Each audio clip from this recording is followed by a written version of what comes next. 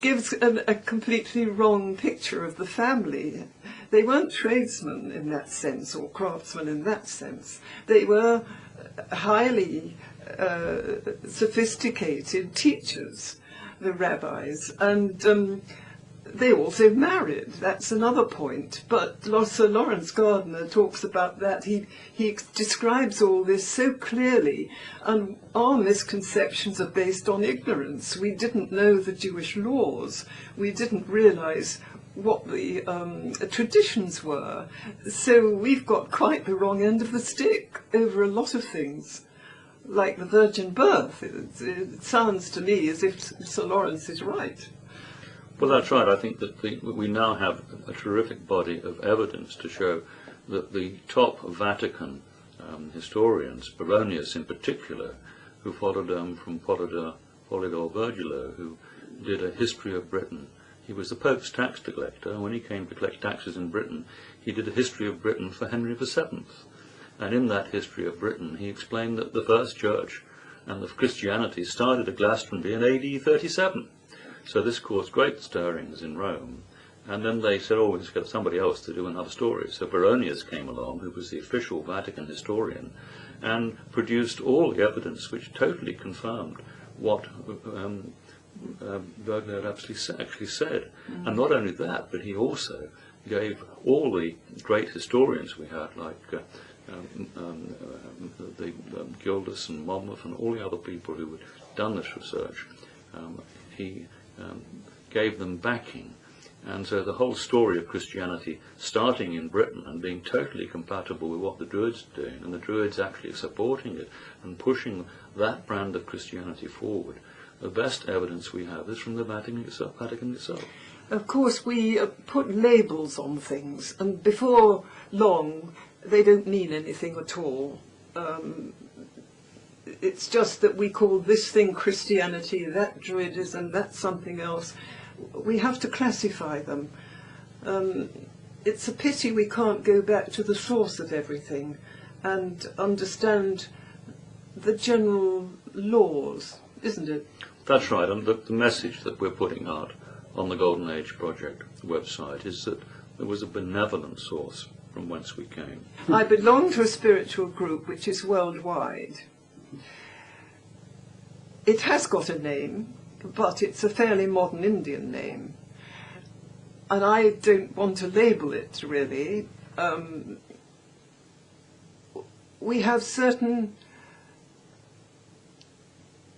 not laws, we have certain beliefs which we live by. We're vegetarian. We don't use alcohol or drugs, unless there's something that the doctors have wanted for us and we need. We lead, or try to lead, a good moral life, and we meditate every day.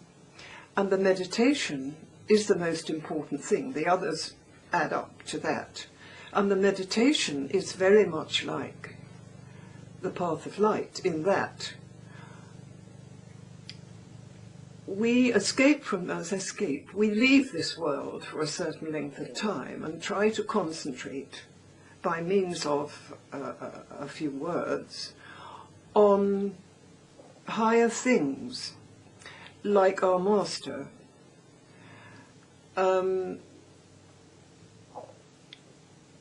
This eventually, by listening to what we call the sound current, will change us and heal us and evolve us into something better, and possibly one day we'll be fit enough to live in a better world, in another region. It's all on getting spiritually healthy again, I would say, and following the right lines and the right life. Well, because I have done this for 25 years, I understood fairly quickly what Jesus was talking about. We don't talk about what we experience. So the nitty-gritty I rather ignored, as it's quite fascinating. It's just a bit scary.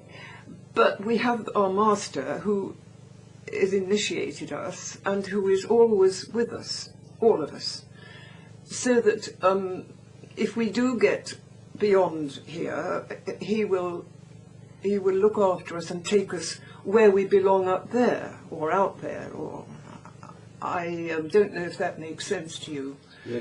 but it's a sort of pie in the sky, I'm afraid, isn't it? But we don't feel like that about it. We have to clear ourselves from past lives, clear all that we have accumulated, which has not been good, out of ignorance or out of really being naughty, and become better people. So that if we went to heaven now, we wouldn't survive a single second because we're not up to it. So we're working on that, and we're leading the life that has been outlined to us as the best life to live.